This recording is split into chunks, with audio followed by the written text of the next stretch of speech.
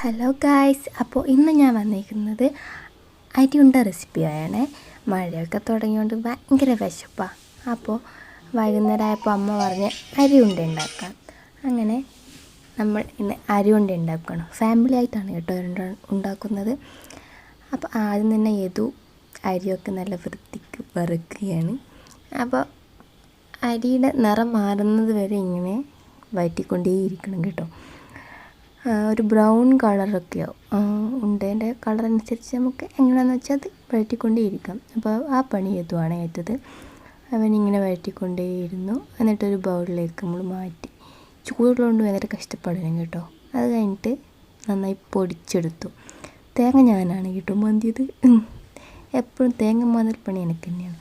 അതുകൊണ്ട് ഞാൻ തേങ്ങയൊക്കെ മാന്തി അമ്മ അരച്ചു.